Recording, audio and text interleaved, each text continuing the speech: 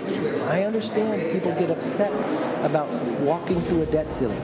This agreement represents a compromise, which means no one gets everything that they want. Florida Governor Ron DeSantis is kicking off his presidential campaign in Iowa tonight. Hello, everyone. I'm Major Garrett in Washington, and welcome to America Decides. The White House and House Speaker Kevin McCarthy are both pushing lawmakers to pass the debt ceiling deal. The House Rules Committee is voting on whether or not to send the agreement to the floor. We expect that it will. Multiple Republican members have said they do not support the bill, but if it is passed, it would suspend the debt limit for 2 years and temporarily cap non-defense discretionary spending. Lawmakers could vote on the deal in the House as soon as tomorrow. For more on this, Nancy Cordes and Scott MacFarlane join us now. Nancy is CBS News' chief White House correspondent. Scott, of course, is CBS News congressional correspondent. Nancy, what is the feeling at the White House? Well, they are dialing for dollars right now, Major. Basically, you've got the entire senior leadership team making calls, reaching out to House Democrats because this bill is going to need a significant chunk of Democratic support in order to pass in the House. And that's just the first hurdle. So they are talking to Democratic members who might be on the fence, who might have questions, who have concerns that the White House gave too much. The OMB director, Shalonda Young, who led the negotiations for the White House over the past couple of weeks, came out and spoke to us for the first time today. She described those calls that she's having. She said that her goal is to educate members rather than to tell them how to vote. She said in her experience that doesn't work very well, but she is running into some pushback, and that's what I asked her about today. Take a listen. The chair of the Progressive Caucus says that it's really unfortunate that you are, expanding the work requirements for this particular age group. She says it's a terrible policy. I know that you've been working the phones, speaking to a number of members of, I assume, the Progressive Caucus, trying to convince them that this is good policy. Is she right about that this is bad policy? Look, I won't get into individual member opinions because I think I told Phil or someone else. My job is to tell members what's in the bill. So one of the things that is frustrating the members of the Progressive Caucus in particular right now, which is what we were talking about, are new work requirements in the bill. This is something that Republicans were pushing for, extended work requirements for social programs like food stamps, like cash welfare, expanding them to go all the way to the age of 54 rather than 49 as they are right now.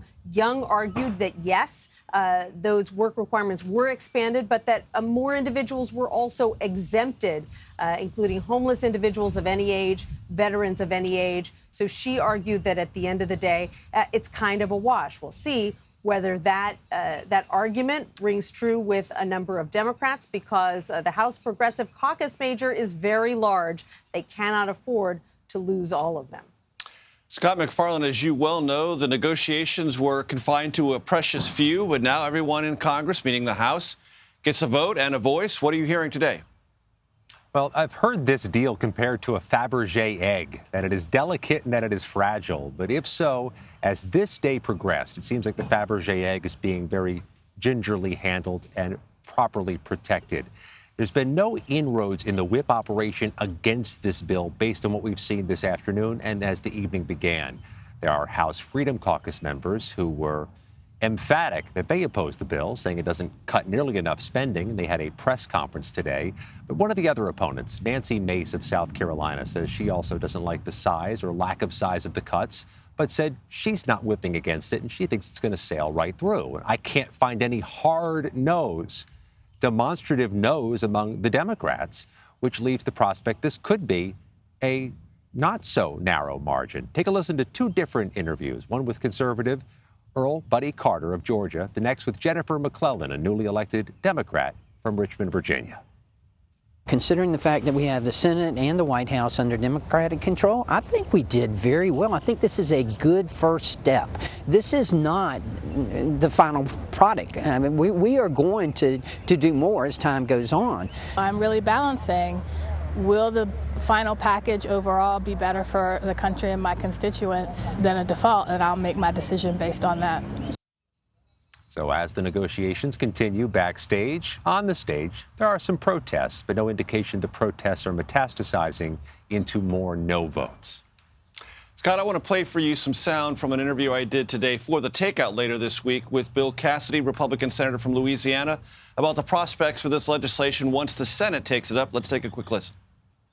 I think there's going to be some senators who say, okay, we're going to hold it up no matter what.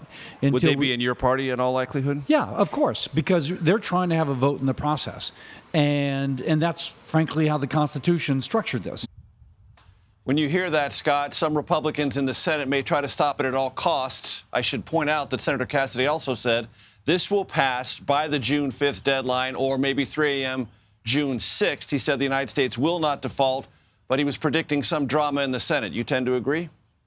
Yeah, and the Senate Republican leadership echoed that. Senators John Thune and John Cornyn a few moments ago told us they expect this will get the necessary Republican votes to bridge this to passage. The question is now, how much of an appetite or desire is there here for amendments to try to make changes in the Senate after this has already passed the U.S. House? That eats up time, of which there is precious little between now and June 5th. It could skirt things real close to the deadline, maybe even into the deadline by a few hours. But there's a bullishness among Senate Republicans, which is noteworthy, especially among the leadership. And Nancy, from the White House perspective, is it just a matter of timing in the U.S. Senate that they can get the votes, but they just need the proper time agreement to see it through? That's certainly what they're hoping, Major. And the argument that they're making is that, look, of course, there are going to be things that our side doesn't like, that the Republicans don't like. At the end of the day, the main goal was to avert the first ever government default. And this bill does that. Case closed. So that is the message that they are pushing. Of course, there are amendments that are already piling up as Democrats and Republicans say, hey, I want to add this to that bill. I want to add that to the bill. And that could create problems if the bill looks different in the House than it does in the Senate. One of the interesting things that this bill contains is a fast tracking of a natural gas pipeline from West Virginia to Virginia, about 300 miles. It's been gummed up in various environmental concerns and permitting for a long time. And this bill essentially enables it to get all the permits it needs within weeks. But you've got a Democratic Senator, Tim Kaine of Virginia, saying he doesn't like that at all. He doesn't think that this is what the process should look like. He's going to try to introduce an amendment to get that stripped from the bill. So there are potential roadblocks standing in the way, but leadership in both the House and the Senate, as Scott can tell you, is looking to try to steamroll this through so that we don't run into any log jams that could push us beyond that January 5th or much beyond January 6th, because that's when the markets start to get really worried. And one of the co-captains of that steamroller would be none other than West Virginia Democrat Joe Manchin, at least when it comes to that pipeline. Nancy Cordes and Scott McFarland, we thank you very, very much. The debt ceiling agreement is facing opposition, as we've noted, from both sides of the aisle on Capitol Hill. Next, we speak to the House Majority Whip, Tom Emmer, to see if the bill will have enough votes in the House. You are streaming America Decides.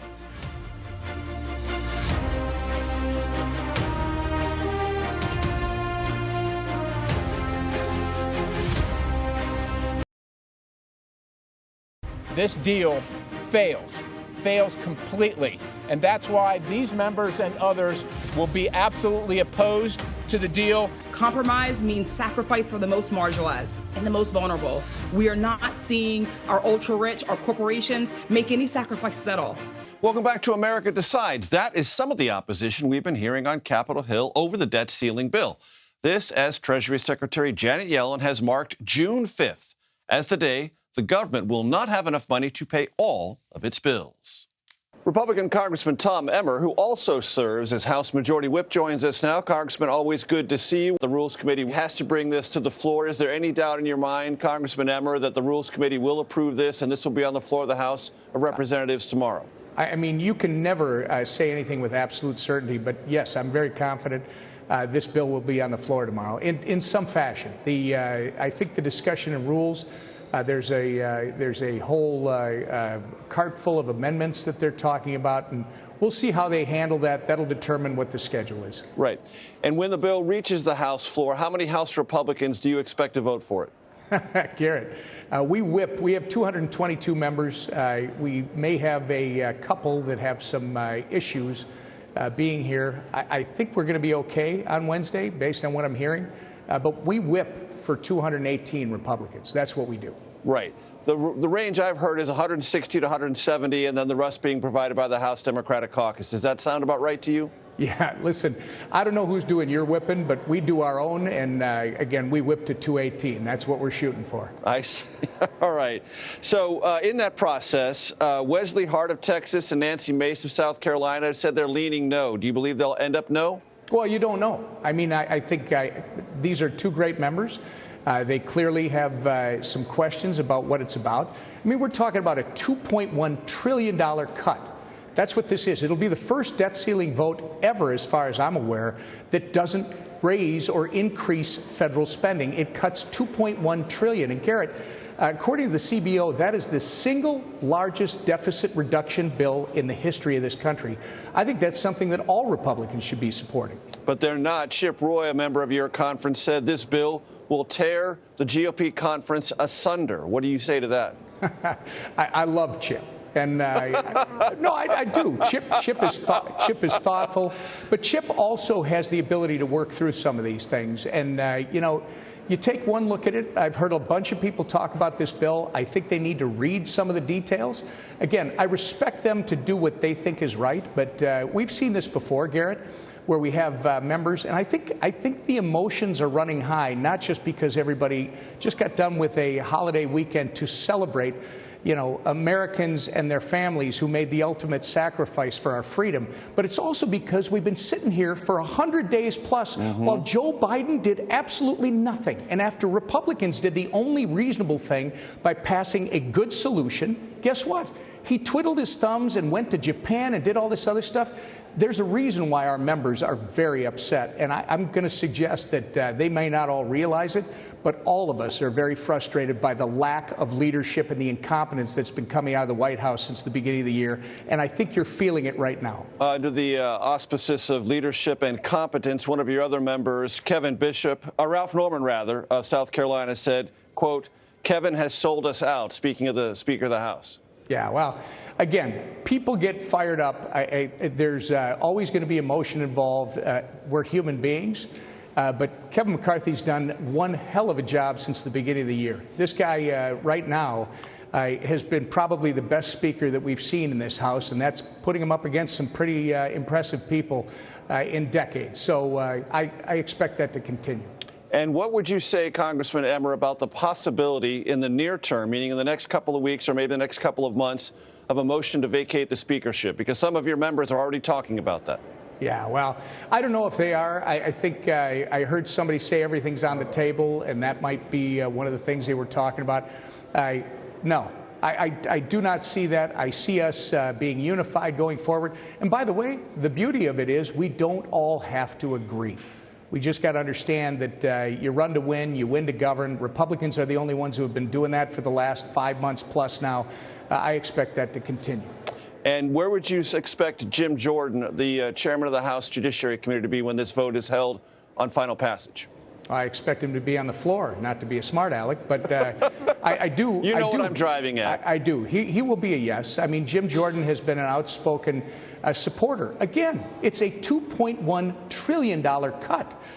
This is the largest single deficit reduction bill in the history of this country. And then, Garrett, if you add the CR to it, there's a permanent CR. So we're going to take government shutdown politics off the table. If you don't get the 12 appropriations bills through the House, through the Senate, and across the president's desk before midnight on September 30th, on October 1st, you now have until the end of the year to get those bills done. And if you don't, January 1st of the next year, you automatically have a 99% budget, a 1% cut across all of government. This could be transformational because the last time you had a normal appropriations process that actually achieved those 12 bills out of the House, the Senate, across the president's desk, Garrett, was 1994. 1994. This is huge. And again, this is a bill that all Republicans should support. Frankly, everybody who believes in this country should support this bill. Very quickly, Congressman Emmer, and I was there in 1994. I covered that process. There's a disagreement among some of your members on the Rules Committee. Does it have to be all Republicans on that committee supporting it? Because if it's not, some members are misrepresenting the understanding about what the Rules Committee on the Republican side has to do or not to do. Well, they're representing their understanding. And I was Are they also misrepresenting things? No. I mean, that might be their understanding, but I was also in the room because that is a misunderstanding. This was, it was not unanimity by any means. So that, I think, is a little bit of a misunderstanding. But, you know, somebody else might have a different view of it. I was in the room, and I see that differently. Congressman Emmer, we appreciate your time. And remember, you can always call me Major. Good to see you again. Oh, that's right. Thanks, Major. Sorry about that. Florida Governor Ron DeSantis is hitting the campaign trail for the first time since announcing his 2024 candidacy. We're in Iowa, ahead of the governor's visit. Next, you're streaming America Decides.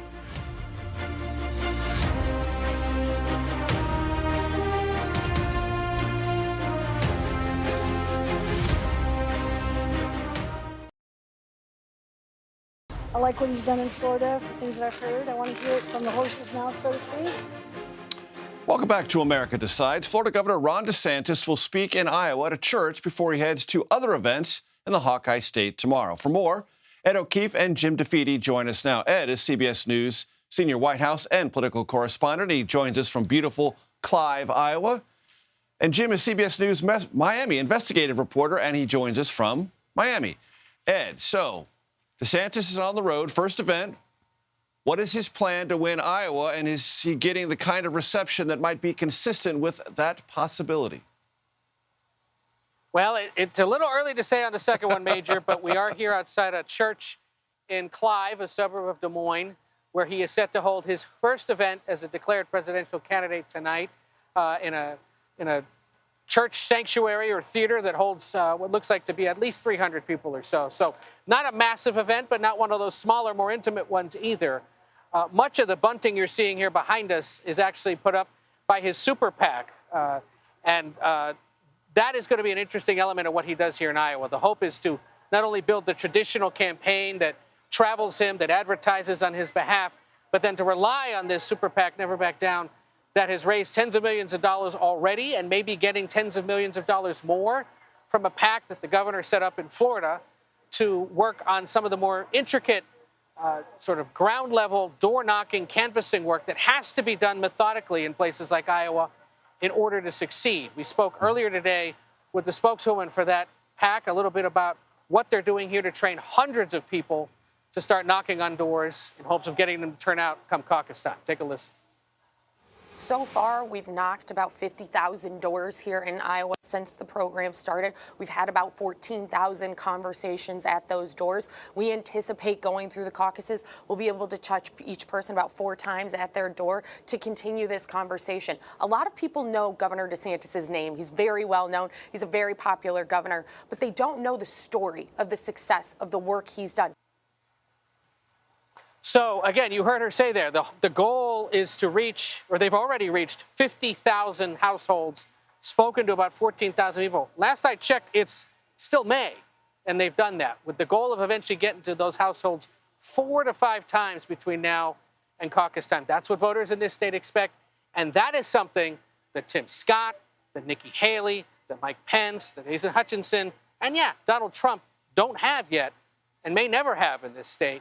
It's one of the reasons why the Florida governor's team remains so confident that ultimately they'll be able to pull it off. Among other things that this super PAC is doing outside the official campaign event, because that's as close as these PACs can get to the inside of an event, they're blasting the Top Gun theme, Major, because, of course, DeSantis served in the Navy. Of course. Speaking of Top Gun or people who finish at the top, let's just go through a couple of names. 3, actually. Mike Huckabee, Rick Santorum, Ted Cruz. You know where I'm going at. All 3 won the Iowa caucuses. Not one of them became the Republican nominee, or even close. Maybe Ted Cruz was the closest of those 3. You've got to do more than Iowa, right?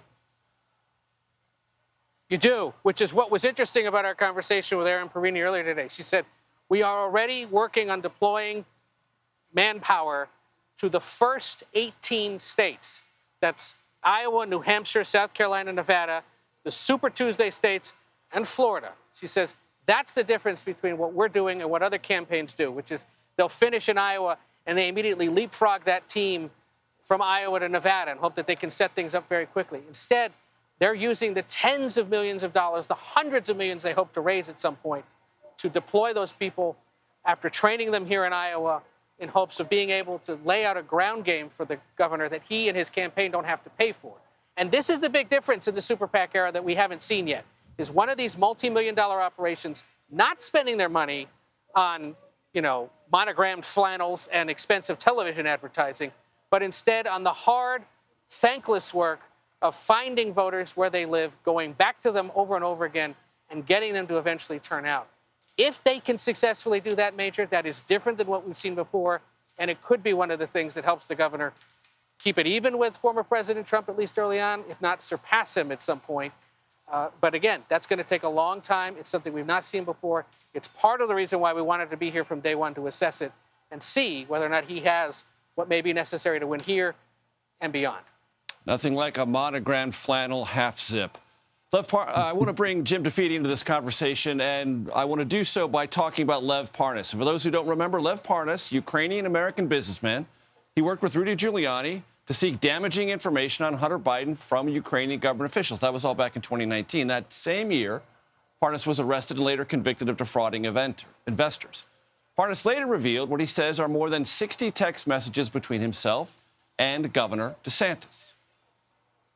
I was a very big cannabis supporter, and I knew Ron at the time was not. He was anti-cannabis, and I made it clear to him. I said to him, listen, Ron, I said, it's very difficult for me to support somebody that is going to go against things that I'm going to want in the state of Florida. Because you wanted to open up dispensaries, you want to be involved in the marijuana market. Correct, and that's when Ron turned around to me and said, you know what, I would be open to thinking differently about cannabis if you were to get me Trump support.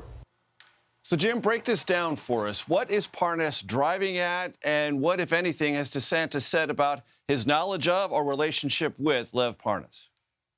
So that's where it gets interesting, because the entire relationship with Lev Parnas, according to Lev Parnas, is that Ron DeSantis wanted Lev Parnas to help him convince Giuliani and Trump to have a formal Trump endorsement. You may remember Donald Trump sent out a supportive tweet of Ron DeSantis in December of 2017, but he wanted it followed up with a more formal endorsement.